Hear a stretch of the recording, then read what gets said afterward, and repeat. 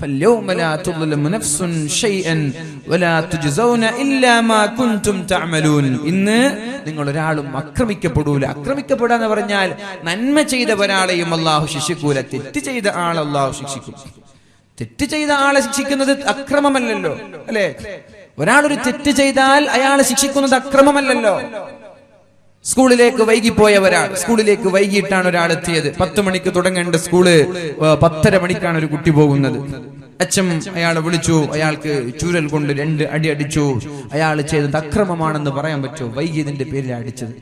നേരെ മറിച്ച് കൃത്യമായി 10 മണിക്ക് വന്ന ഒരാളെ പിടിച്ചിട്ട് എന്താടാ നീ വൈകിയതെന്ന് ചോദിച്ചടിച്ചാൽ അത് അക്രമമാണ്. അതിനെതിരെ ചോദ്യം ചെയ്യാൻ അവകാശമുണ്ട്. അപ്പോ അക്രമം എന്ന് പറഞ്ഞത് തെറ്റ് ചെയ്ത ആളുകൾ ശിക്ഷിക്കപ്പെടും, അത് അക്രമമല്ല. തെറ്റ് ചെയ്ത ആളുകളെ വേണമെങ്കിൽ ശിക്ഷിക്കാതെ വിടാം, അത് ഓരോ ആളുകളുടെ ഇഷ്ടമാണ്. അള്ളാഹു ഒരു പക്ഷേ തെറ്റ് ചെയ്ത ആളുകൾക്ക് ഒരു ശിക്ഷയും നൽകാതെ അയാളുടെ ഏതെങ്കിലും ഒരു സ്വതക്ക കാരണം സ്വർഗം നൽകിയേക്കാം, അത് അള്ളാഹുവിന്റെ ഇഷ്ടമാണ്. പക്ഷേ നന്മ ചെയ്ത ആളുകൾ ഒരിക്കലും ആക്രമിക്കപ്പെടൂല. നിരപരാധികളിൽ ജയിലിൽ കിടക്കേണ്ട അവസ്ഥ നമ്മുടെ ഭാരതത്തിലുള്ളതുപോലെ, നമ്മുടെ നാട്ടിലുള്ളതുപോലെ നിരപരാധികളൊക്കെ ജയിലിൽ, ക്രിമിനലുകളൊക്കെ ഇങ്ങനെ ഗുണ്ടാ സംഘങ്ങളൊക്കെ നെഞ്ചും വിരിച്ച് നാട്ടിൽ നടക്കുക, നിരപരാധികളൊക്കെ ജയിലിൽ. ഇതുപോലൊരവസ്ഥ സ്വർഗത്തിലുണ്ടാവൂല, മഹ്ശറിലുണ്ടാവൂല. അല്ലാഹു കാക്കട്ടെ. ആരും നിങ്ങൾ പ്രവർത്തിച്ചതൊക്കെ നിങ്ങൾ കാണുക തന്നെ ചെയ്യും. ഒരു അണുമണി തൂക്കം നന്മ ചെയ്താൽ അത് നിങ്ങൾ കാണുക തന്നെ ചെയ്യും. അണുമണി തൂക്കം, ചെറിയ ഒരു നന്മ നിങ്ങളെ മനസ്സിൽ വിചാരിച്ചു. ബക്കറ്റ് വരുമ്പോ പഠിച്ചോൻ എന്റെ ക്യാഷ് ഇല്ലാഞ്ഞിട്ടല്ലേ, എന്റെ കയ്യിൽ ക്യാഷ് ഇല്ലാഞ്ഞിട്ടല്ലേ, ഉണ്ടെങ്കിൽ ഞാനൊരു 1000 രൂപ ഇടായിരുന്നു, മനസ്സിൽ ചിന്തിച്ചു. ആ ചിന്ത വരെ, അതിനുള്ള പ്രതിഫലം വരെ അല്ലാഹു നാളെ നൽകുമെന്നാണ്.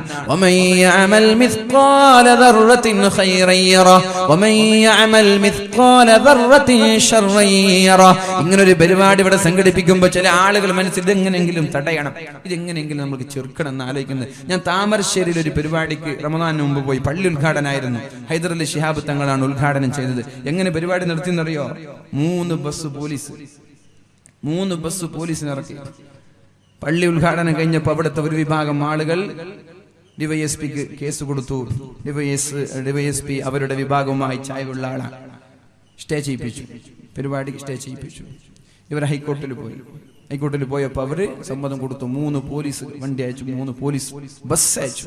എന്നിട്ട് 3 ദിവസം നീണ്ടു നിൽക്കുന്ന പരിപാടി, 3 ദിവസവും ഒരു സെക്കൻഡ് ഇവിടെ നിന്ന് അനങ്ങിപ്പോവാതെ പോലീസ് ബസ് അവിടെ ഉണ്ടാവണം, കാവലായിട്ട് പ്രൊട്ടക്ഷനിലാണ് പരിപാടി നടത്തി. താമരശ്ശേരി, കോഴിക്കോട് ജില്ല താമരശ്ശേരിയിൽ പള്ളി ഉദ്ഘാടനം. RSS ആരൊന്നുമില്ല, നമ്മളെ വിഭാഗം പള്ളിയും കെട്ടി പരിപാടി നടത്തുമ്പോ ഹൈദർ നിങ്ങളെ വരാൻ വിടൂല, പരിപാടി ഇവിടെ നടത്താൻ വിടൂല. പഠിച്ചോൻ കാക്കട്ടെ. അപ്പൊ അങ്ങനെ ചില ആളുകൾക്കൊക്കെ ഒരു കുഴപ്പമൊക്കെ ഉണ്ടാവും. ഇതൊന്നൊന്നുമല്ല, പല സ്ഥലത്തും ഞാൻ കാണാറുണ്ട്. അതിന് പോകുമ്പോൾ പല സ്ഥലങ്ങളിലും ഇങ്ങനെയുള്ള പ്രശ്നങ്ങളൊക്കെ കാണാറുണ്ട്. അങ്ങനെ മനസ്സിൽ ചില ആളുകൾക്ക് ആഗ്രഹം, ഈ പരിപാടി എങ്ങനെയെങ്കിലും തടയണം. ഒരു അണുമണി തൂക്കം തിന്മ ചെയ്താൽ അതും കാണുക തന്നെ ചെയ്യും. മനസ്സിൽ ചിന്തിച്ചാൽ വരെ അതും കാണും. അല്ലാഹു ബോധം നൽകട്ടെ. ഇന്ന അസ്ഹാബൽ ജന്നത്തിൽ യൗമ ഫീ ശുഗ്ലിൻ ഫാകിഹൂൻ. സ്വർഗവാസികളായ ആളുകൾ സ്വർഗത്തിൽ അവരിങ്ങനെ വ്യാപൃതരായിക്കൊണ്ടിരിക്കുകയാണ്. അവർക്ക് തിരക്കാൻ, സ്വർഗക്കാർക്ക് തിരക്കാൻ. അവരെ കുറിച്ച് നിങ്ങൾ ആലോചിക്കേ വേണ്ട. സ്വർഗത്തിലെത്തിയ പിന്നെ തിരക്കാണ്. എന്താ തിരക്കെന്താ? ഇന്ന അസ്ഹാബൽ ജന്ന, സ്വർഗത്തിലെത്തിയാൽ ഹും ഫീ ശുഗ്ലിൻ ഫാകിഹൂൻ, അവരവിടെ അവരുടെ ആനന്ദങ്ങളിൽ വ്യാപൃതരാണ്. ഭാര്യമാരുടെ കൂടെ, മക്കളുടെ കൂടെ അടിച്ചു പൊളിക്കുകയാണ്. ആവശ്യാക്കി അടിച്ചു പൊളിച്ച് എൻജോയ് ചെയ്തുകൊണ്ടിരിക്കുകയാണ് സ്വർഗക്കാരായ ആളുകൾ. അവർക്ക് ഒരുപാട് സുഖങ്ങൾ സ്വർഗത്തിൽ, എന്ത് വേണം അതൊക്കെ കിട്ടാണല്ലോ. പിന്നെ അവർക്ക് തിരക്കായിരിക്കൂലേ? നമുക്ക് കിട്ടാത്തോണ്ടല്ലേ, വിചാരിച്ചതൊക്കെ കിട്ടാത്തതുകൊണ്ടാണല്ലോ നമുക്ക് തിരക്കില്ലാത്തത്. അപ്പൊ അവർക്ക് എന്ത് വിചാരിച്ചാലും കിട്ടാൻ. വണ്ടി വേണമെന്ന് വിചാരിക്കുമ്പോ വണ്ടി വരാൻ. നല്ലൊരു കാടക്കോഴി ഇങ്ങനെ പറന്നു പോകുമ്പോ അതൊന്നും എനിക്ക് തിന്നാൻ കിട്ടിയിരുന്നെങ്കിൽ അപ്പോഴേക്കും നിങ്ങൾക്ക് ഏതാ വേണ്ടത്? അൽഫാമാണോ വേണ്ടത്? അതല്ല ഗ്രില്ലാണോ വേണ്ടത്? അതല്ല നിങ്ങൾക്ക് വേറെ എന്തെങ്കിലും, അത് പൊരിച്ചതാണോ, അതിന്റെ മസാലയാണോ നിങ്ങൾ മനസ്സിൽ കരുതിയത്? ഇവിടെ വന്നു, നിങ്ങളുടെ മുമ്പിൽ വീണു, നിങ്ങൾ കഴിച്ചിട്ട് നിങ്ങളുടെ വേറെ നിറയുമ്പോഴേക്കും അത് പറന്നുപോയി. ഇതാണ് സ്വർഗം. നല്ല മനോഹരമായ ഒരു ആപ്പിളിന്റെ ചെടി കണ്ടു. പഠിച്ചോനെ, ഇതെനിക്ക് തിന്നണല്ലോ. തിന്നണമെന്ന് വിചാരിക്കുമ്പോഴേക്കും ആപ്പിളിന്റെ ചെടി അതിന്റെ ശാഖ ഇങ്ങനെ താഴ്ത്തി നിന്റെ വായിലേക്ക് വെച്ചു തരാണ്. നീ അത് പറിച്ചു തിന്നു കഴിയുമ്പോഴേക്കും ആ പറിച്ച സ്ഥലത്ത് മറ്റൊരാപ്പിള് അതിങ്ങനെ ഉയർന്നു പോയി. അതേ മരത്തിൽ മറ്റൊരാപ്പിള് കഴിക്കണമെന്ന് തോന്നി, അത് പറിച്ചെടുത്തു തിന്നപ്പോ ഇത് നേരത്തെ കഴിച്ച ടേസ്റ്റ് അല്ലല്ലോ, ഇതൊരു വേറൊരു ടേസ്റ്റ് ആണല്ലോ. നമ്മൾ പറയാ കശ്മീരി ആപ്പിളാണ്, പാകിസ്ഥാൻ ആപ്പിളാണ്, പിന്നെ അവിടുത്തെ ആപ്പിളാണ് എന്നൊക്കെ, മെഡിക്കേരി ഓറഞ്ച് ആണെന്നൊക്കെ നമ്മൾ പറയാ. ഇത് മെഡിക്കേരി കശ്മീരിന്റെ ഒന്നും ആവശ്യമില്ല. ഒരു മരത്തിൽ തന്നെ നിങ്ങൾക്ക് വ്യത്യസ്തമായ ഫ്ലേവറുകൾ, വ്യത്യസ്തമായ ടേസ്റ്റുകൾ, വ്യത്യസ്തമായ മാധുര്യമുള്ള പല ഫ്രൂട്ട്സുകൾ. ഇതാണ് സ്വർഗം എന്ന് പറയുന്നത്.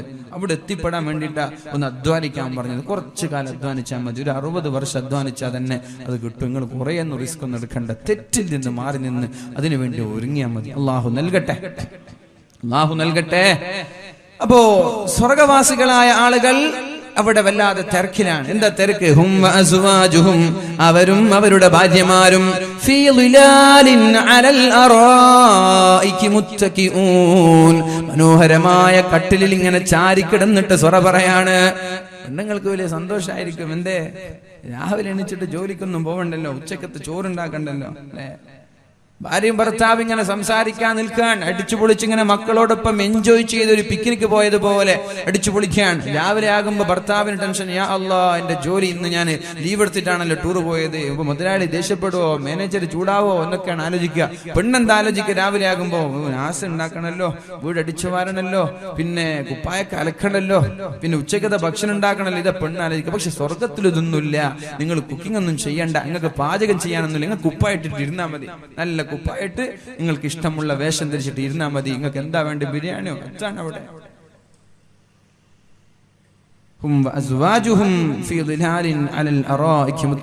സ്വർഗത്തെ കുറിച്ചിട്ടൊരു വാൽ തന്നെ പറഞ്ഞു. ഞാൻ സ്വർഗത്തെ കുറിച്ചിട്ട് പറയാൻ വേണ്ടി വലിയൊരു സബ്ജക്ട് റെഡിയാക്കി വന്നു, പക്ഷെ ഇന്ന് സമയമില്ല. സ്വർഗം പറയാൻ സമയം 12:10. അത് പറഞ്ഞാല് നിങ്ങൾ പിന്നെ സ്വർഗത്തിലേക്ക് എങ്ങനെ എത്തിപ്പെടും നിങ്ങൾ കൊതിച്ചു പോകും. നാളെ തന്നെ മരിച്ചു കിട്ടിയാൽ മതി എന്ന് ആഗ്രഹിച്ചു പോകും സ്വർഗത്തിലെത്താൻ വേണ്ടി. അതാണ് സ്വർഗം. അള്ളാഹു നമ്മൾക്കൊക്കെ സ്വർഗം നൽകി അനുഗ്രഹിക്കട്ടെ. സ്വർഗം 100 തട്ടാണ്. 100 തട്ടിൽ നിങ്ങൾ ദുആ ചെയ്യുമ്പോൾ ഫിർദൗസിനെ ചോദിക്കണമെന്നാണ് പരിശുദ്ധ റസൂലുള്ളാഹി സ്വല്ലല്ലാഹു അലൈഹി വസല്ലം. പരിശുദ്ധമായ റമളാനിൽ അള്ളാഹു കോടിക്കണക്കിന് ആളുകളെ നരകത്തിൽ നിന്ന് മോചിപ്പിക്കുമ്പോൾ ഇവിടെ ഒരുമിച്ച് കൂടിയതും പരിശുദ്ധ യാസീനിനെ കുറിച്ച് ചർച്ച ചെയ്തതും കാരണം അള്ളാഹു നമ്മൾക്കൊക്കെ ഒരു സെക്കൻഡ് പോലും നരകത്തിൽ കിടക്കാതെ സ്വർഗീയ സുഖം നൽകി അള്ളാഹു ആദരിക്കട്ടെ. സ്വർഗം വലിയൊരു വിഷയമാണ്. അള്ളാഹു അവിടെ എത്തിപ്പെടാൻ തൗഫീഖ് ചെയ്യട്ടെ. കണ്ണ് 3 കാര്യം ചെയ്താൽ സ്വർഗത്തിൽ വീഴാതെ രക്ഷപ്പെടാനാണ്. ഒന്ന്, കണ്ണ് ഹറാമ്. ഈ കണ്ണുകൊണ്ട് ഹറാമ് കണ്ടില്ലെങ്കിൽ നരകത്തിൽ കിടക്കൂല എന്നാണ്. ഈ കണ്ണുകൊണ്ട് ഒരു ഹറാമും കാണാൻ കഴിയില്ല. അഫല്ലാഹു അമ്മാ സലഫ്, കഴിഞ്ഞതൊക്കെ പഠിച്ചം പുറത്തു തരട്ടെ, കഴിഞ്ഞതൊക്കെ അള്ളാഹു പുറത്തു തരട്ടെ. ഇനിയുള്ള കാലം അഫല്ലാഹു അമ്മാ സലഫ്, ഇനിയുള്ള കാലം ഈ കണ്ണ് ഹറാമ് കാണാതെ ഉപയോഗിക്കുന്ന ആരെങ്കിലും വാക്ക് തന്ന സ്വർഗം കൊണ്ട് ഞാൻ നിങ്ങൾക്ക് സന്തോഷ വാർത്ത അറിയിക്കാം. കണ്ണ്, നബി തങ്ങൾ അങ്ങനെ പറഞ്ഞു, ഹറാം ഹറാം. കണ്ണ് ഹറാമിൽ നിന്ന് നിയന്ത്രിച്ച ഒരാൾക്ക് നരകം ഹറാമാണ്. രാത്രി അള്ളാഹുവിന് വേണ്ടി ഉറക്കൊഴിക്കാൻ നമ്മുടെ കണ്ണ് ചെലവഴിച്ചാൽ അവനും നരകം ഹറാമാണ്. അള്ളാഹുവിനെ ഓർത്തിട്ട് ഒരു തുള്ളി കണ്ണുനീർ അള്ളാഹുവിനെ പേടിച്ചിട്ട് വന്നുപോയാൽ അവനും നരകം ഹറാമാണെന്ന് പരിശുദ്ധ റസൂലുള്ളാഹി സ്വല്ലല്ലാഹു അലൈഹി വസല്ലം. അള്ളാഹു സ്വർഗം നൽകി നമ്മെ അനുഗ്രഹിക്കട്ടെ.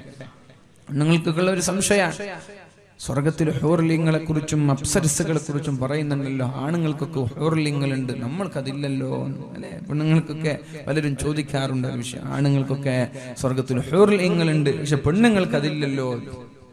ആ ഒരു ചർച്ച ആലിമീങ്ങൾ, പണ്ഡിതന്മാർ ചർച്ച ചെയ്യുന്നുണ്ട്. എന്തുകൊണ്ട് അങ്ങനെ പറഞ്ഞില്ല? പെണ്ണുങ്ങൾക്ക് സ്വർഗത്തിൽ ഹൂർലിങ്ങൾ ഉണ്ടോ ഇല്ലേ, എന്തുകൊണ്ടത് പറഞ്ഞില്ല? അവിടുത്തെ എല്ലാ സുഖങ്ങൾ പറയുമ്പോൾ ആണിനുണ്ട് പെണ്ണിനുണ്ട്, പക്ഷെ ആണുങ്ങളെ ഹൂർലിങ്ങൾ ആണിനെ കുറിച്ച് മാത്രമാണ് പറയുന്നത്. മറ്റുള്ള എല്ലാ വിഷയങ്ങളും ആണിനെയും പെണ്ണിനെയും ഉൾപ്പെടുത്തുന്നുണ്ട്. ഹൂർലിങ്ങളെ പറയുമ്പോൾ ആണിന് മാത്രമാണ് പറയുന്നത്. അപ്പൊ എന്റെ പെണ്ണെന്താ കടലാസാണ്, നമുക്കും വേണ്ടേ ഹൂർലിങ്ങൾ എന്ന് പെണ്ണുങ്ങൾക്കും സംശയം ഉണ്ടാവും. ആ ഒരു ചർച്ച ഞാൻ വിശദീകരിക്കുന്നില്ല. 3 അഭിപ്രായങ്ങളാണ് ആലിമ്യങ്ങൾ പറയുന്നത്. ഒന്ന്, ലാ യുസ്അലു അമ്മാ യഫ്അൽ വഹും യുസ്അലൂൻ. അല്ലാഹു ചെയ്യുന്ന അല്ലാഹുവിന്റെ തീരുമാനത്തെ ചോദ്യം ചെയ്യാൻ നമ്മൾക്ക് അവകാശമില്ല. ഒന്നാമത്തെ മറുപടി ആലിമ്യങ്ങൾ പറയുന്നത് അതാണ്. ലാ യുസ്അലു അമ്മാ യഫ്അൽ, അല്ലാഹുവിന്റെ തീരുമാനത്തിൽ കൈകടത്താനോ ചോദ്യം ചെയ്യാനോ നമ്മൾക്ക് അവകാശമില്ല. വഹും യുസ്അലൂൻ, നമ്മളോട് അല്ലാഹു ചോദിക്കും, റബ്ബിനോട് നമ്മൾക്ക് ചോദിക്കാൻ അവകാശമില്ല. അതൊന്ന്. 2, അന്ന മിൻ തബീഅത്തിൻ നിസാഇ അൽ ഹയാ, പെണ്ണിന്റെ പ്രകൃതിയാണ് ലജ്ജ എന്നുള്ളത്. പെണ്ണിന് ലജ്ജയുണ്ട്. അപ്പോ ഒരു SSLC പഠിക്കുന്ന ഒരു കുട്ടിയെ നിങ്ങൾ വിളിച്ചിട്ട് പറഞ്ഞു, നീ SSLC വേണ്ട +2 ആയിക്കോട്ടെ, +2 പഠിക്കുന്ന ഒരു കുട്ടിയെ വിളിച്ചിട്ട് പറഞ്ഞു, നീ +2 എല്ലാ A+ വാങ്ങിച്ചാല് ഇന്നാലിന്ന സഹോദരൻ, ഇന്നാലിന്ന ഹാജിയാര മകളുണ്ടല്ലോ, സുന്ദരിയായ മകൾ, അവളെ ഞാൻ നിനക്ക് കെട്ടിച്ചു തരാന്ന് പറഞ്ഞാല്, അത് കിട്ടോ, എന്നാ പിന്നെ അങ്ങനെ ആയിക്കോട്ടെ. പിന്നെ കളിയും ജോലിയെല്ലാം ഒഴിവാക്കി അവന് പഠിച്ചിട്ട് എങ്ങനെങ്കിലും A+ വാങ്ങിക്കും, അവന് കണ്ട് ഇഷ്ടപ്പെട്ട പെണ്ണാണെങ്കിൽ. പക്ഷെ ഒരു പെണ്ണിനോട് പറയാണ്, നീ +2 എല്ലാ വിഷയത്തിലും A+ എടുത്താല് ഇന്നാലെന്ന ഹാജിയാര മകൻ എനിക്ക് കെട്ടിച്ചേരാന്ന് പറഞ്ഞാല് പെണ്ണ് നാണിച്ച് തല താഴ്ത്തി, ഇതെനിക്ക് തരുന്നത്.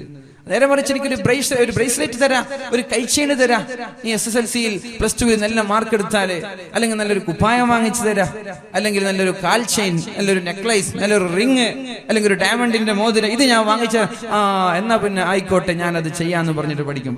ചെറുക്കനെ ഇന്നാലെന്ന ചെറുപ്പക്കാരനെ കെട്ടിച്ചേരാന്ന് പറഞ്ഞാല് ഇതപ്പോ വലിയ വിഷയം എന്ന് പറഞ്ഞിട്ട് അവർക്ക് അതിനൊരു താല്പര്യം ഉണ്ടാവില്ല. അപ്പൊ പെണ്ണിനെ ആണ് കൊടുക്കാന്ന് പറഞ്ഞാൽ അതൊരു ലജ്ജയുടെ ഭാഗമാണ്, അത് പറയാറില്ല. അതുകൊണ്ടാണ് അള്ളാഹു പറയാത്തത്. എന്ന് വെച്ച് പെണ്ണിന് അവിടെ ഹൂർലിങ്ങൾ ഇല്ല എന്നർത്ഥമില്ല, അവർക്കും ഹൂർലിങ്ങൾ ഉണ്ട്. രണ്ടാമത്തെ അഭിപ്രായം അതാണ്.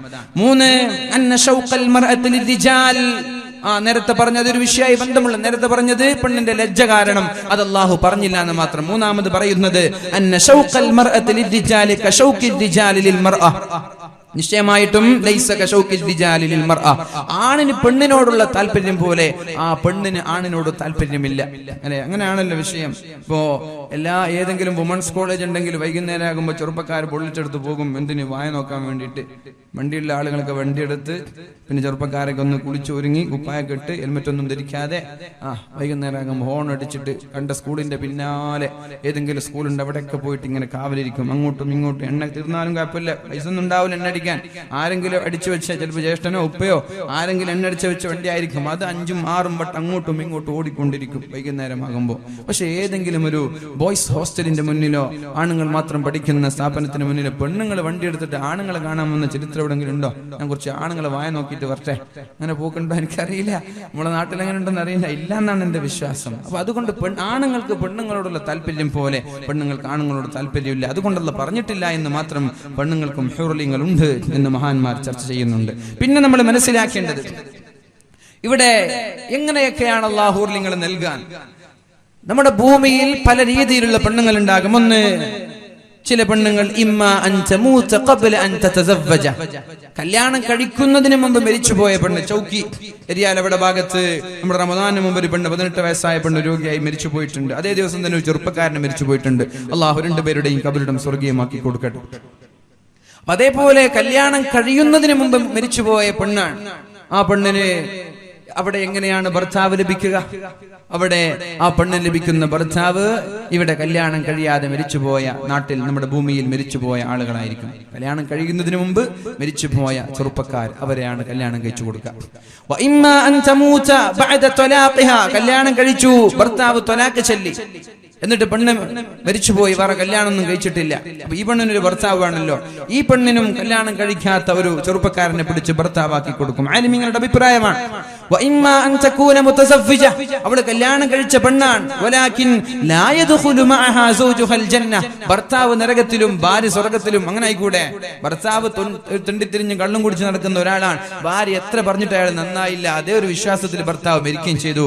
എന്നാൽ ഈ പെണ്ണിന് ആ ഭർത്താവ് നരകത്തിലാവൂലേ? ഈ പെണ്ണിന് അതുവരെ ആരാ ഭർത്താവായി കിട്ടുക? അള്ളാഹു ഒരു ഭർത്താവിന്, ഒരു ചെറുപ്പക്കാരന് അള്ളാഹു കല്യാണം കഴിച്ചു കൊടുക്കും.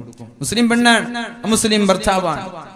അങ്ങനെയാണെങ്കിൽ നരകത്തിലായിരിക്കുമല്ലോ കാലാകാലം. അപ്പൊ ഈ പെണ്ണിന് ഭർത്താവായി അള്ളാഹു നൽകും.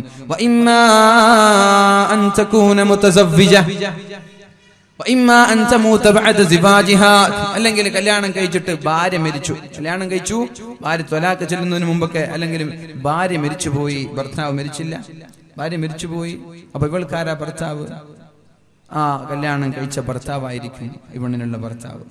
ഇമ്മാ അൻ തമൂത ബഅദ സിവാജിഹാ വഇമ്മാ അൻ യമൂത സൗജുഹാ, അല്ലെങ്കിൽ ഭർത്താവ് മരിച്ചു, ഭാര്യ വേറെ കല്യാണം കഴിച്ചില്ല, ഭർത്താവ് മരിച്ചു, ഭാര്യ വേറെ കല്യാണം കഴിച്ചില്ലെങ്കിൽ ഈ ഭർത്താവായിരിക്കും ഈ പെണ്ണിന് ലഭിക്കുക.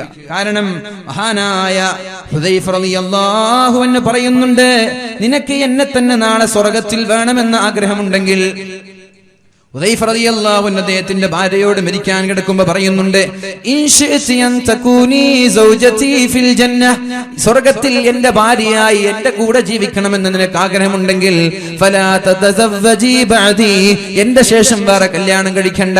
ഫഇന്നൽ മർഅത ഫിൽ ജന്ന, സ്വർഗ്ഗത്തിൽ അല്ലാഹു പെണ്ണിന് ഭർത്താവ് നൽകുന്നത് ലിആഖരി അസ്വാജിഹാ ഫിദ് ദുനിയ, അവസാനമായി ആരെയാണോ കല്യാണം കഴിച്ചത് ആ ഭർത്താവിനെയാണ് നൽകുക. അതുകൊണ്ട് എന്നെ നാളെ നിനക്ക് സ്വർഗ്ഗത്തിൽ വേണമെന്ന് ആഗ്രഹമുണ്ടെങ്കിൽ വേറെ നീ കല്യാണം കഴിക്കണ്ട, വേറെ കല്യാണം കഴിച്ചാൽ ആ ഭർത്താവായിരിക്കും നിനക്ക് കിട്ടുക. ഉമ്മു സലമ റളിയല്ലാഹു അൻഹ ചോദിക്കുന്നുണ്ട്, നിങ്ങൾക്ക് ഒരു കാര്യം മനസ്സിലായി, ഏതായാലും ഇവിടുത്തെ ഭാര്യമാരാണ് അവിടെ കിട്ടുക, കല്യാണം കഴിഞ്ഞിട്ട് രണ്ടുപേരും ഒന്നിച്ച് ജീവിച്ചാൽ ആ ഭാര്യയാണ് നമ്മൾക്ക് നാളെ സ്വർഗ്ഗത്തിൽ ഭാര്യയായിട്ട് കിട്ടുക. ഇത് പറയുമ്പോഴാണ് പലർക്കും വിഷമം വരുന്നത്, പഠിച്ചോനെ ദുനിയാവിൽ എന്നെ സഹിച്ചിട്ട് മടുത്തോയി, ഇനി ആഖിറത്തിൽ സ്വർഗ്ഗത്തിനും പോയിട്ട് ഞാൻ ഇത് സഹിക്കണോന്ന്, അല്ലേ? അങ്ങനൊന്ന് കൈപ്പൊക്കിയ ഇതേ ഭാര്യ നാളെ മദീന ആഗ്രഹമുള്ള ആൾ കൈപ്പൊക്കിയ ആരുമില്ല, ഒരാള് പോലും കൈപ്പൊക്കിയിട്ടില്ല. നിങ്ങളെ കയ്യിലിരിപ്പാണ്, പെണ്ണുങ്ങളെ കയ്യിലിരിപ്പാണ്, വേറൊന്നല്ല. സത്യം തമാശയല്ല, ഞാൻ തമാശയ്ക്ക് ഉണ്ട്. ഒരാൾ പോലും ഇവിടെ കൈപ്പൊക്കിയിട്ടില്ല. വീട്ടിൽ പോയിട്ട് ഒരു ബദ്രയുദ്ധം നടത്താനുള്ള വിഷയം നിങ്ങൾക്ക് മനസ്സിലായില്ലേ? ഒന്നും കൂടി നോക്കട്ടെ, കൈപ്പൊക്കിയ എന്നിട്ടും പോക്കുന്നില്ല. അപ്പൊ വേണ്ടെന്ന് തന്നെയാണ് അല്ലെ തീരുമാനം. ഏതായാലും കെട്ടിട്ട് ഞാൻ തോറ്റോയി, ഇനി ഇതെങ്ങനെങ്കിലും ഒന്ന് തീർക്കുക, മരണം വരെ കൊണ്ടുപോവാ, പിന്നെ സ്വർഗത്തിൽ ഇതിനെ കൊണ്ട് എനിക്ക് പറ്റൂല. ഒരിക്കലേ ഒരു ഉസ്താദിന്റെ ഒരു സുഹൃത്ത് ഉസ്താദിന്റെ അടുത്തേക്ക് ഉംറ ചെയ്യാൻ ഹജ്ജ് ചെയ്യാൻ വേണ്ടിയിട്ട് ഒരാൾ വന്നു. എന്നിട്ട് പറഞ്ഞു, ഉസ്താദെ ഞങ്ങൾ ഹജ്ജിന് പോവാണ്, ഞാനല്ല എന്റെ ഭാര്യയെ ഞാൻ ഹജ്ജിന് പറഞ്ഞേക്കാം. നല്ല മുതലാളിയാണ്, അത്യാവശ്യം കഴിവുള്ള ആളാണ്. ഇപ്രാവശ്യം നിങ്ങളുടെ കൂടെ എന്റെ ഭാര്യയെ ഞാൻ ഹജ്ജിന് പറഞ്ഞേക്കുന്നുണ്ട്. അപ്പൊ നിങ്ങൾ വരുന്നില്ലേ? ഇല്ലില്ല, ഞാൻ അടുത്ത വർഷം വരാം. നിങ്ങൾക്ക് എന്താ കാശ് ഉണ്ടല്ലോ, പോയിക്കൂടെ? പറഞ്ഞു, ഭാര്യയുടെ കൂടെ ഞാൻ ഹജ്ജ് ചെയ്താൽ എന്റെ ഹജ്ജ് ബാത്തിലായി പോകും. കാരണം അവളിങ്ങനെ കിരി കിരി കിരി കിരി കിരി കിരി അല്ലെ, എന്തെങ്കിലും കണ്ട അതിനും പരാതി, ഞങ്ങൾക്ക് ദേഷ്യപ്പെട്ടു പോകും. തർക്കം പോലും പാടില്ല എന്നാണ് ഹജ്ജിന് പറഞ്ഞത്. അവരോട് ഞാൻ തർക്കിച്ചു പോകും, അവരുടെ സ്വഭാവമൊക്കെ കണ്ടാൽ. അപ്പൊ എന്തായാലും എന്റെ ഹജ്ജ് ബാത്തിലാകും, അതുകൊണ്ട് ഞാൻ പോകുന്നില്ല, അവള് പോട്ടെ. എന്നാ നിങ്ങൾക്ക് ആദ്യം പോയിക്കൂടെ, അവൾ അടുത്ത വർഷം വെച്ചാ പോരെ? അപ്പോഴാണ് അയാൾ പറഞ്ഞത്, ഞാൻ ആദ്യം ഹജ്ജിന് പോയി, ശരി തന്നെ, ഞാൻ ഹജ്ജിന് പോയി തിരിച്ചു വന്നിട്ട് അടുത്ത വർഷം ഹജ്ജിന് പോകുന്നത് ഒരു കൊല്ലമില്ലേ, ഒരു വർഷമില്ലേ, അതുവരെ ഞാൻ എങ്ങനെ അവളെ സഹിക്കുക? അവളിങ്ങനെ വിടാതെ പിന്തുടരും. നിങ്ങൾ ഹജ്ജിന് പോയി, എന്നെ വിളിച്ചിട്ടില്ല, എന്നെ കൊണ്ടുപോയിട്ടില്ല, അതുകൊണ്ട് ആദ്യം അവള് പോയിക്കോട്ടെ, ഞാൻ പിന്നെ പോയിക്കോളാം. അപ്പൊ ഈ ഒരു അവസ്ഥ അതുണ്ടാവരുത്. നിങ്ങൾ എന്ത് പറഞ്ഞാലും നിങ്ങൾക്ക് ഇനി ഇഷ്ടമില്ലെങ്കിലും ഇഷ്ടമാണെങ്കിലും ഈ ഭാര്യമാരാ നാളെ കിട്ടുക. വിഷമിപ്പിച്ചിട്ടൊന്നും കാര്യമില്ല, ദുഃഖിച്ചിട്ടൊന്നും കാര്യമില്ല. ഈ ഭാര്യമാർ തന്നെയാണ് നാളെ കിട്ടുക. പക്ഷേ ഒരു പ്രത്യേകതയുണ്ട്, ഇവിടുത്തെ സ്വഭാവമായിരിക്കൂല അവിടെ ഉണ്ടാവുക, ഇവിടുത്തെ സൗന്ദര്യമായിരിക്കൂല അവിടെ ഉണ്ടാവുക. ഇതിൽ നിന്നൊക്കെ വിഭിന്നമായി നല്ല സുന്ദരികളായി മഹതിയായ ഉമ്മു സലമ റളിയല്ലാഹു അൻഹ ചോദിക്കുന്നുണ്ട്, യാ റസൂലല്ലാഹ്, അല്ലാഹുവിന്റെ ഹബീബേ, ഭൂമിയിലുള്ള ഭാര്യമാരാണോ ഹൂറുൽ ഇങ്ങളാണോ സൗന്ദര്യമുള്ളത്? ആരാണ് ഏറ്റവും സൗന്ദര്യമുള്ളത് നബിയെ എന്ന് ചോദിച്ചപ്പോഴാണ് നബി തങ്ങൾ പറയുന്നത്, ഹൂറുൽ ഇങ്ങളെക്കാളും സൗന്ദര്യം നമ്മുടെ ഭാര്യമാരാണ്. പിന്നെന്തിന് ഹൂറുൽ ഇങ്ങളെ കൊതിക്കണം? നമ്മുടെ ഭാര്യമാരിന് കിട്ടിയാ പോരെ അല്ലെ? ഹൂർലിങ്ങളെക്കാളും സൗന്ദര്യം നമ്മുടെ ഭാര്യമാർക്കാണ്. എന്തുകൊണ്ട്? ബിസ്വലാത്തിഹിന്ന വഖിയാമിഹിന്ന വസിയാമിഹിന്ന വസുജൂദിഹിന്ന, അവരുടെ നിസ്കാരം കാരണം, അവരുടെ സ്വതക്ക കാരണം, അവരുടെ നോമ്പ് കാരണം, അവരുടെ നന്മ കാരണം ഹൂർലിങ്ങളെക്കാളും സൗന്ദര്യം ദുനിയാവിലെ പെണ്ണുങ്ങൾക്കാകുമെന്ന് മുഹമ്മദുർ റസൂലുള്ളാഹി സ്വല്ലല്ലാഹു അലൈഹി വസല്ലം ഉമ്മു സലമ റളിയല്ലാഹു അൻഹയോട് പറയുകയാണ്, ദുആ ചെയ്യണം, അല്ലാഹുവേ, ഭാര്യ സന്താനങ്ങളോടൊപ്പം മാതാപിതാക്കളോടൊപ്പം സ്വർഗ്ഗം ഞങ്ങൾക്ക് നൽകണേ അല്ലാഹ്. നിങ്ങൾ ബേജാറാവേണ്ട, നിങ്ങൾ വിഷമിക്കേണ്ട. ഇവിടുത്തെ സ്വഭാവമായിരിക്കൂല അവിടുത്തെ സ്വഭാവം. അവിടെ പരാതി പറയൂല, അവിടെ ഒരിക്കലും നിങ്ങളെ വിഷമിപ്പിക്കൂല, അവിടെ നിങ്ങളെ വേദനിപ്പിക്കൂല. നിങ്ങൾക്ക് സുഖം മാത്രം നൽകുന്ന ഒരു ഭാര്യയാണ് അവൾ. എന്നും കന്യകയായ പെണ്ണായിരിക്കും. അവൾക്ക് വയസ്സാവൂല, അവൾ കിഴവിയാവൂല, അവളുടെ മുടി നരച്ചു പോവൂല, അവളുടെ മുഖം ചുക്കിച്ചുളിഞ്ഞു പോവൂല. പോകൂല. എല്ലാ വെള്ളിയാഴ്ചയും ഒരു അങ്ങാടിയുണ്ട്. എല്ലാ വെള്ളിയാഴ്ചയും ജുമാ കഴിഞ്ഞാൽ ഒരു അങ്ങാടിയുണ്ട്. ആ അങ്ങാടിയിലേക്ക് പുതിയാപ്പിളമാർ ഭർത്താക്കന്മാർ കച്ചവടത്തിന് വേണ്ടി ഷോപ്പിങ്ങിന് പോകുമ്പോ ഭാര്യമാരെ കൂട്ടിയിട്ടല്ല പോകുന്നത്. സ്വർഗത്തിൽ പോലും പെണ്ണുങ്ങൾ അങ്ങാടിയിലേക്ക് പോകൂല. പെണ്ണുങ്ങൾ തന്റെ ഹൈമയിൽ തന്റെ വീട്ടിൽ ഒളിച്ചിരിക്കുന്നവരാണ് പെണ്ണുങ്ങൾ. അവരങ്ങാടിയിലേക്ക് ഇറങ്ങുന്നവരല്ല. ഇന്ന് ദുനിയാവിൽ വസ്ത്രം വാങ്ങാനും പച്ചക്കറി വാങ്ങാനും ഇറച്ചി വാങ്ങാനും മീന് വാങ്ങാനും പർദ്ദയിട്ട ഉമ്മമാരിറങ്ങുന്നത് പോലെ അതിന് അല്ലാഹു സമ്മതം നൽകിയിട്ടില്ല. ആണുങ്ങളാണ് ഇറങ്ങേണ്ടത്.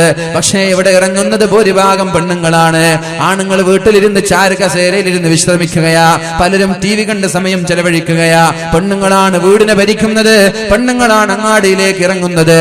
അതാണ് നമ്മുടെ നാടിന്റെ ശാപമെന്ന് എല്ലാവരും മനസ്സിലാക്കണേ. സ്വർഗീയ ലോകത്ത് പോലും പെണ്ണുങ്ങൾ പുറത്തിറങ്ങൂല.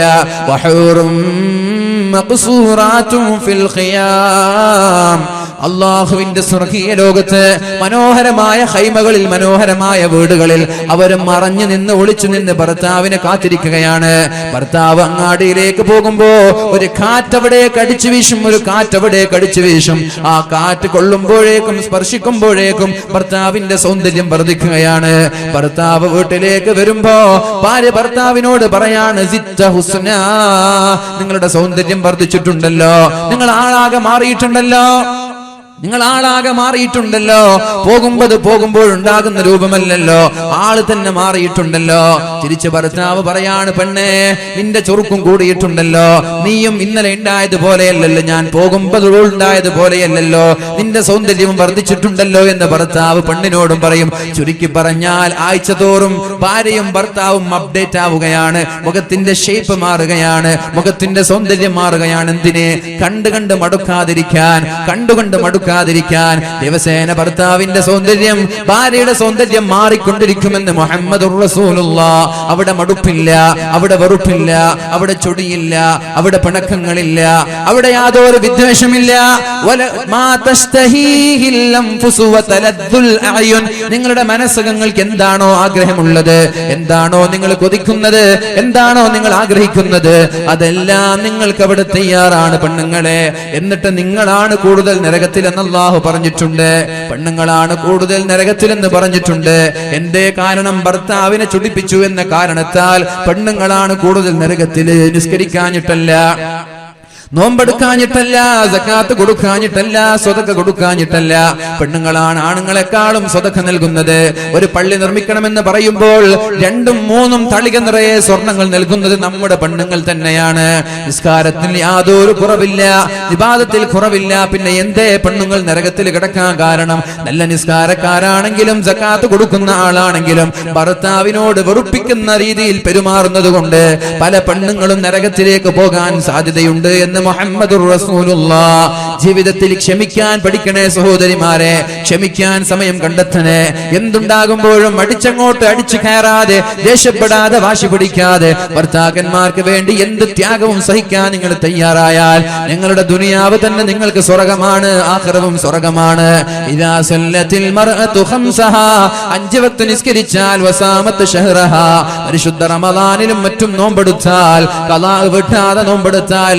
പലരും ചോദിക്കുന്ന ചോദ്യമുണ്ട്, 20 വർഷം മുമ്പ് പ്രസവിക്കുമ്പോൾ നഷ്ടപ്പെട്ട നോമ്പ്, എത്ര നോമ്പ് ഖളാ വീട്ടണം ഉസ്താദേ, എത്ര മുദ്ദ് കൊടുക്കണം ഉസ്താദേ? എന്തോ ഒരു ചോദ്യമാണിത്.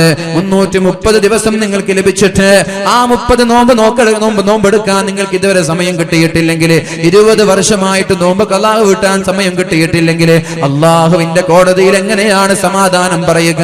4 കാര്യം ചെയ്താൽ മതി എന്നല്ലേ അള്ളാഹു പറഞ്ഞത്? നബി തങ്ങൾ പറയുന്നത് അള്ളാഹു പറയുന്നത് പോലെ തന്നെയാണല്ലോ. ഇദാ സല്ലത്ത് ഖംസഹാ വസാമത്ത് ഷഹ്റഹാ, പരിശുദ്ധ റമദാനിൽ നിങ്ങൾ കൃത്യമായി നോമ്പെടുക്കണേ. നഷ്ടപ്പെട്ടു പോയ നോമ്പ് അടുത്ത നോമ്പിന് മുമ്പ് ഖളാ വീട്ടണേ. അത് കഴിഞ്ഞാലോ വഹഫിലത്ത് ഫർജഹാ, ഗുഹ്യാവയവങ്ങൾ ഹറാമിൽ പോവാതെ സൂക്ഷിക്കണേ. എന്ന് മുതൽ? നിങ്ങളുടെ പ്രായപൂർത്തി എത്തിയത് മുതൽ തന്നെ സൂക്ഷിക്കണേ, കല്യാണം കഴിഞ്ഞത് മുതലല്ല. പെണ്ണിനൊരു 10-11 വയസ്സാകുമ്പോഴേക്കും പ്രായപൂർത്തി എത്തുന്നുണ്ട്. അപ്പോൾ നിങ്ങൾ സ്കൂളിൽ +2-ലോ +1-ലോ 9-ലോ 8-ലോ പഠിക്കുകയായിരിക്കും. ആ സമയം മുതൽ തന്നെ മറ്റൊരാളെ തൊടാൻ കൂടാതെ, മറ്റൊരാളെ പ്രണയിക്കാതെ, മറ്റൊരാളെ പ്രേമിക്കാതെ, മറ്റൊരാളോട് വൈകാരികമായി സംസാരിക്കുകയോ ചാറ്റ് ചെയ്യുകയോ ബന്ധപ്പെടുകയോ ചെയ്യാതെ ഹഫിളത്ത് ഫർജഹ, തന്റെ കൈകളെ, തന്റെ ശരീരത്തെ, തന്റെ ഔറത്തിനെ സൂക്ഷിച്ചാൽ അവൾക്ക് അല്ലാഹു സ്വർഗ്ഗം നൽകുമെന്ന് മുഹമ്മദുർ റസൂലുള്ളാഹ്. ആദരണീയരായ ബഹുമാനപ്പെട്ട സയ്യിദ് നമ്മുടെ സഫ്വാൻ തങ്ങൾ നമ്മുടെ വേദിയിലേക്ക് കടന്നു വരികയാണ്. ഇൻഷാ അല്ലാഹ് അല്ലാഹു അദ്ദേഹത്തിന് ആഫിയത്തും ആരോഗ്യവും ദീർഘായുസ്സും നൽകി അനുഗ്രഹിക്കട്ടെ. അദ്ദേഹത്തിന്റെ നേതൃത്വത്തിൽ ഭക്തി നിർഭരമായ പ്രാർത്ഥന ഏതാനും നിമിഷങ്ങൾക്കകം ഇവിടെ തുടങ്ങും. അതുകൊണ്ട് ഇനി ദുആ കഴിയാതെ ഒരാളും പോവരുത്. ഇതുവരെ നിങ്ങളോട് പോവണ്ട എന്ന് പറഞ്ഞിട്ടില്ല, ഇനി നിങ്ങൾ പോകാൻ പാടില്ല. ഇനി ദുആ കഴിഞ്ഞിട്ടേ പോകാൻ പാടുള്ളൂ. കാരണം സമാപനമാണ്, സയ്യിദുകളാണ് നേതൃത്വം നൽകുക. ഇൻഷാ അല്ലാഹ് അല്ലാഹു റബ്ബ് സുബ്ഹാനഹു വ തആല തൗഫീഖ് നൽകുമാറാവട്ടെ. നിന്റെ പെണ്ണുങ്ങളോട് വഹസുനത്ത് ഫർജഹാ, നിങ്ങൾ പ്രായപൂർത്തി എത്തിയത് മുതൽ നിങ്ങളുടെ ഔറത്തിനെ സൂക്ഷിക്കണേ. അന്യപുരുഷന്മാർക്ക് മുമ്പ് സൗന്ദര്യം പ്രദർശിപ്പിച്ച് നടക്കല്ലേ സഹോദരിമാരെ. വയസ്സായ ഉമ്മമാരോട് അല്ലാഹു പറഞ്ഞിട്ടുണ്ട്. യാസീൻ പൂർത്തിയാക്കാൻ കഴിയില്ല, ഞാൻ പൂർത്തിയാക്കാൻ എന്റെ ഉദ്ദേശമില്ല, ഞാൻ യാസീൻ നിങ്ങൾക്കൊന്ന് പരിചയപ്പെടുത്തി തരിക, പിന്നെ അതിലുള്ള പ്രധാനപ്പെട്ട വിഷയങ്ങൾ ചർച്ച ചെയ്യുക എന്നതായിരുന്നു എന്റെ ഉദ്ദേശം. യാസീനിന്റെ വിശാലമായ ക്ലാസ് ഒന്ന് 4 ദിവസം പോയിട്ട് 40 ദിവസം പറഞ്ഞാലും തീരൂല. നിങ്ങൾക്കും അറിയാം, എനിക്കും അറിയാം. അപ്പൊ അതുകൊണ്ട് പൂർത്തീകരിക്കുന്നില്ല, ബന്ധപ്പെട്ട വിഷയങ്ങൾ മാത്രം ചർച്ച ചെയ്യാൻ. എന്റെ പ്രിയപ്പെട്ട സഹോദരികൾ, ഉമ്മമാരെ, നിങ്ങളോട് വയസ്സായ ഉമ്മമാരോട് അല്ലാഹു പറഞ്ഞിട്ടുണ്ട് ഖുർആനിൽ, നിങ്ങൾക്ക് കണ്ടാൽ ആഗ്രഹം തോന്നാതെ, ആളുകൾക്ക് വികാരം തോന്നാത്ത ഉമ്മമാരാണെങ്കിൽ നിങ്ങൾക്ക് അത്യാവശ്യ ഘട്ടങ്ങളിൽ മുഖം വെളിവാക്കുന്നതിൽ കുഴപ്പമില്ല. നിങ്ങൾക്ക് അത്യാവശ്യ ഘട്ടങ്ങളിൽ മുഖം വെളിവാക്കുന്നതിൽ കുഴപ്പമില്ല. എന്നാൽ ഇന്നത്തെ അവസ്ഥ എന്താണെന്ന് ആലോചിക്കണേ. ആ ഉമ്മമാർ മാത്രമാണ് മുഖം മറച്ച് നടക്കുന്നത്. അതിന് പിന്നിലും ഒരു രഹസ്യമുണ്ട്. എന്റെ ചുക്കിച്ചുളിഞ്ഞ മുഖം നാട്ടുകാർ കാണണ്ട, ഷോപ്പിലുള്ള ആളുകൾ കാണണ്ട, കുടുംബക്കാർ കാണണ്ട, എനിക്ക് വയസ്സായത് തിരിയണ്ട. അപ്പോൾ എന്ത് ചെയ്യും അവർ? ആ ചുക്കിച്ചുളിഞ്ഞ മുഖം കാണാതിരിക്കാൻ വേണ്ടി മുഖം മറച്ച് നടക്കുന്നു പല വയസ്സായ ഉമ്മമാർ. എന്നാൽ നിർബന്ധമായും മുഖം മറച്ച് നടക്കണേ എന്ന് പറഞ്ഞ നമ്മുടെ പെൺകുട്ടികളെ എന്താണ് അവരുടെ അവസ്ഥ? ഈ പരിശുദ്ധമായ റമദാനിൽ പോലും ഒന്ന് ഔറത്ത് മറക്കാൻ തയ്യാറാവുന്നുണ്ടോ? അകത്ത് ധരിക്കുന്നത് സ്കിൻ ഫിറ്റ് ജീനാണ്, അതിന്റെ മുകളിൽ ടോപ്പായിട്ടൊരു ടീഷർട്ട് ഉണ്ട്, അതിന്റെ മുകളിൽ ഒരു പർദ്ദയുടെ ഒന്നാമത്തെ ബട്ടന് മാത്രമേ അവർ ധരിക്കുന്നുള്ളൂ. മറ്റുള്ള പർദ്ദ ഇങ്ങനെ തുറന്ന് നടക്കുകയാണ്. എന്തിനാണ് പെണ്ണെ? ആരെ തോൽപ്പിക്കാനാണിത്?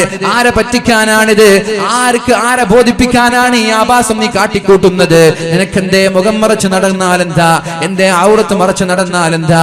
അത്യാവശ്യ ഘട്ടങ്ങളിൽ മാത്രമാണ് പെണ്ണ് പുറത്തിറങ്ങേണ്ടത്.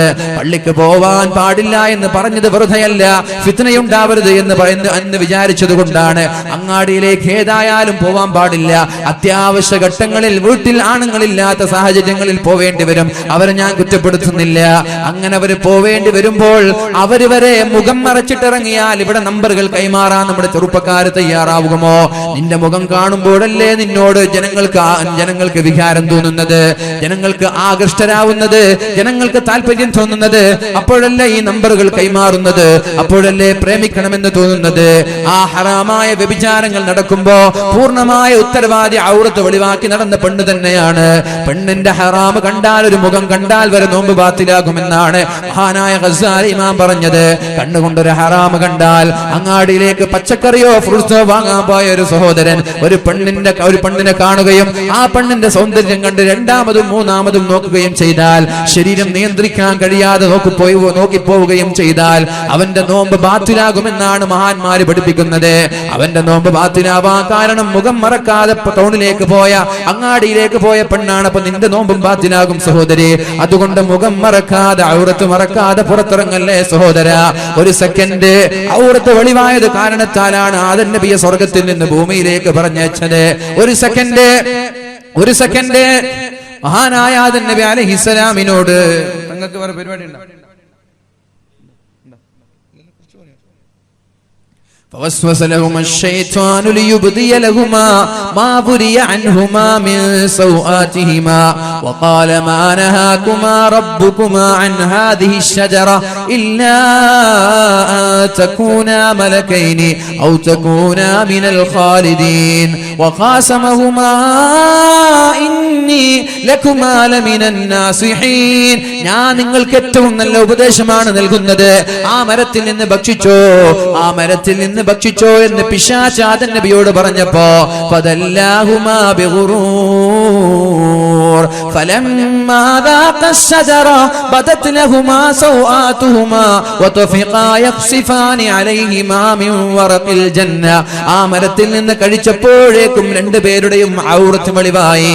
وبدت لهما سوآتهما وطفقا يخصفان عليهما من ورق الجنة.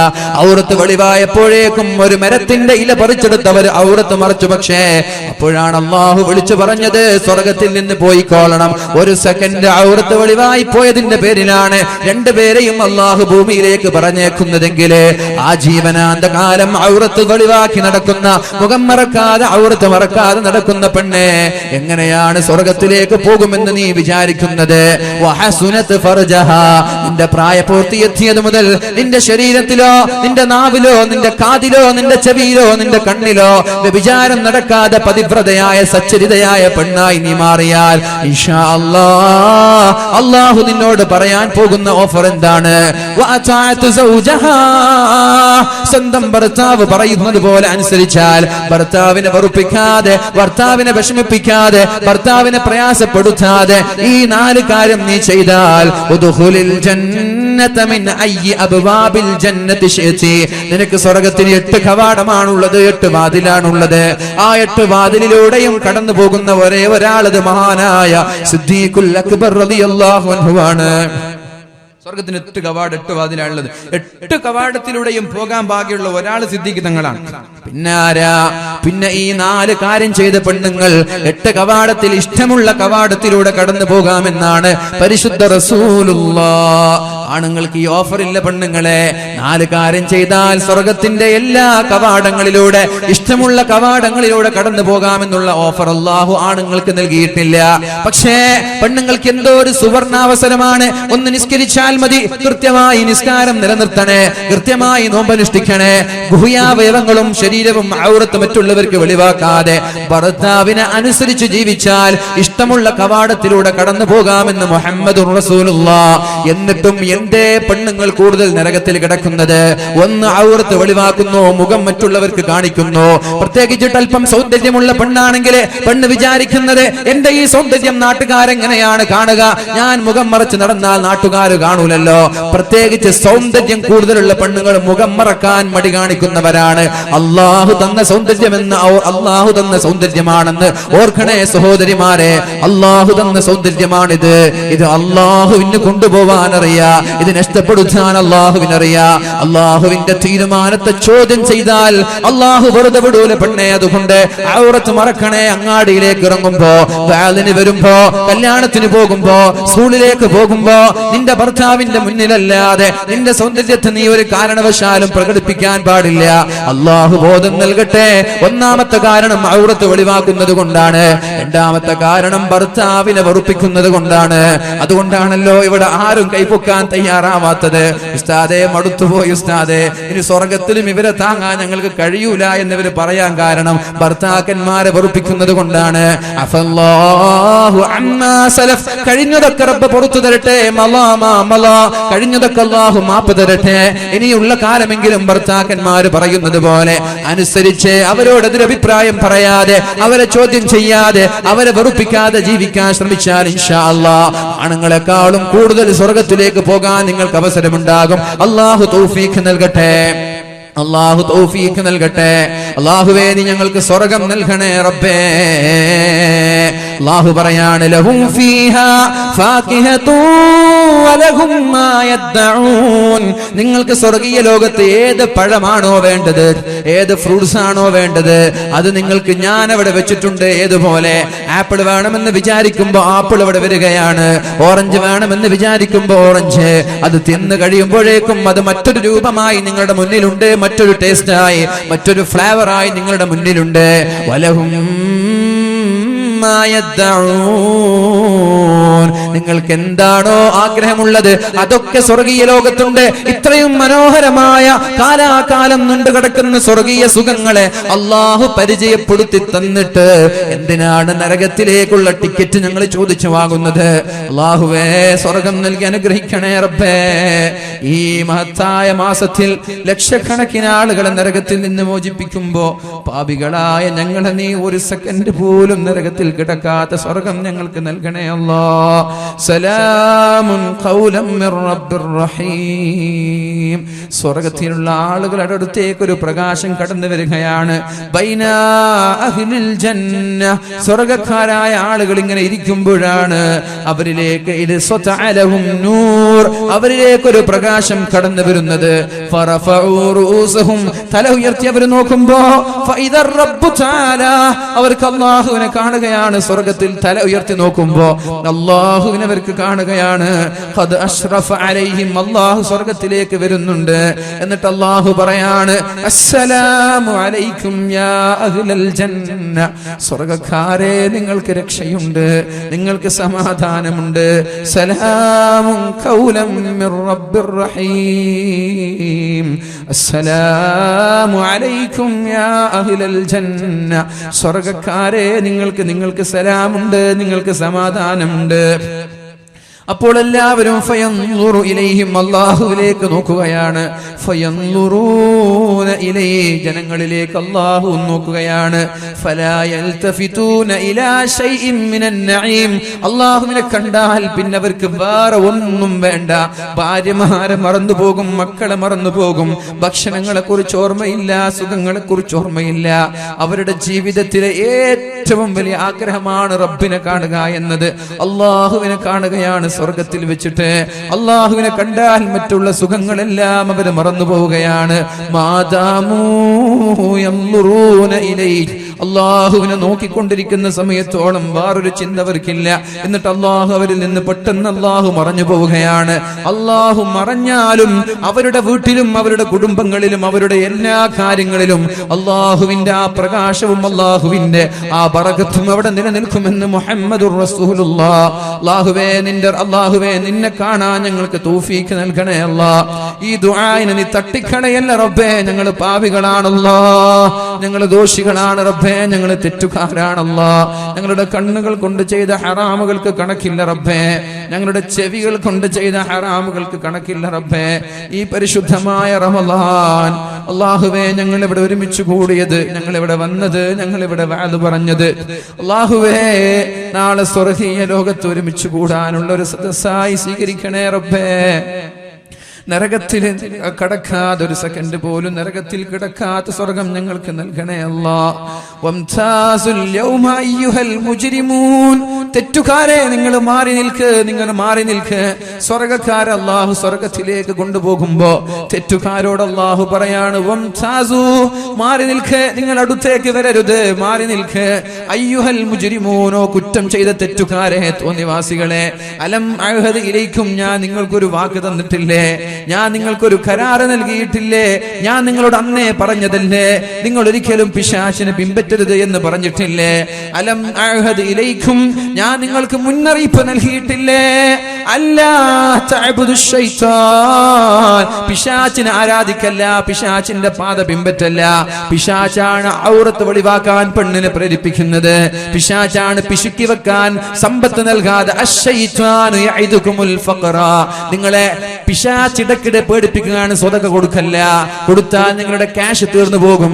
ഗൾഫ് രാജ്യങ്ങളിൽ സാമ്പത്തിക മാന്യമാണ്, കച്ചവടമാകെ ഡള്ളായി കിടക്കുകയാണ്. അതുകൊണ്ട് ഇപ്പൊ കൊടുത്താൽ നിങ്ങൾക്ക് ഒരുപക്ഷെ സാമ്പത്തിക പ്രയാസം വരും. അശ്ശൈത്വാനു യഇദുകുമുൽ ഫഖറ, നിങ്ങൾക്ക് ഏറ്റവും പ്രതിഫലം ലഭിക്കുന്ന സ്വതക നൽകല്ലേ എന്ന് പറഞ്ഞ് തടഞ്ഞു വെക്കുന്നത് പിശാചാണ്. പിശാച് നിങ്ങളുടെ ശത്രുവാണെന്ന് ഞാൻ നിങ്ങളോട് പറഞ്ഞിട്ടില്ലേ? എന്തേ നിങ്ങൾ അവനെ പേടിക്കാത്തത്? എന്തേ അവനെ നിങ്ങൾ ഓർക്കാത്തത്? ഒരാൾ മരിക്കുന്ന സമയത്ത് രണ്ട് പിശാചുക്കൾ കടന്നു വരുമെന്നാണ്.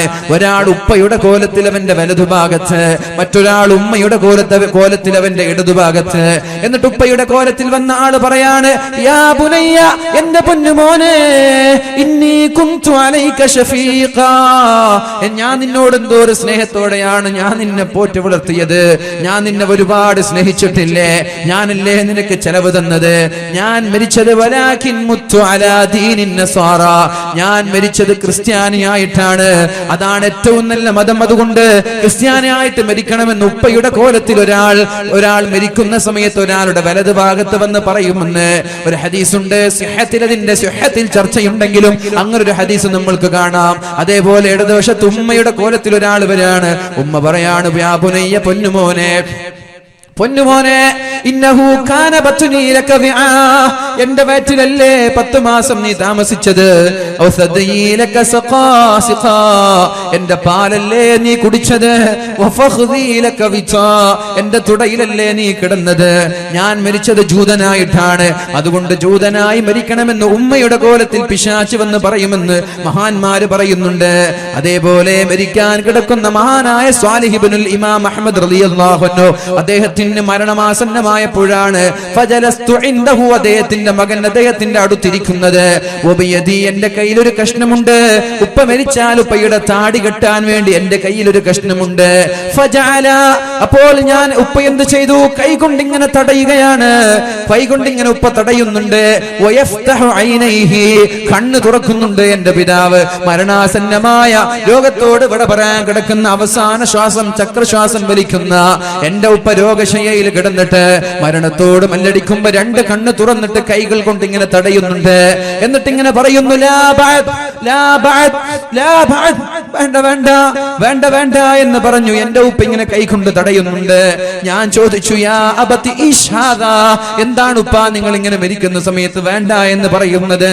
അപ്പോഴാണ് ഉപ്പ പറയുന്നത്, യാ ബുനയ്യ മാ തദ്രി, നിനക്കറിയുമോ പൊന്നുമോനെ, ഇബ്ലീസു ലഅനഹുല്ലാഹ്, ശപിക്കപ്പെട്ട പിശാചന്റെ അടുത്തേക്ക് കടന്നു വന്നിട്ടുണ്ട്.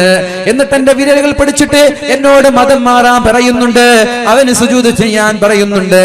അവൻ അംഗീകരിക്കാൻ പറയുന്നുണ്ട്. അതാണ് ഞാൻ ലാ ബഅദ്, ലാ ബഅദ്, ലാ ബഅദ് എന്ന് പറഞ്ഞത്. ഹത്താ അമൂത, ഞാൻ മരിക്കുന്നത് വരെ പറയും പിശാചിനെ ഞാൻ അംഗീകരിക്കൂല എന്ന് ഉപ്പ മകനോട് പറഞ്ഞു കൊടുക്കുകയാണ്.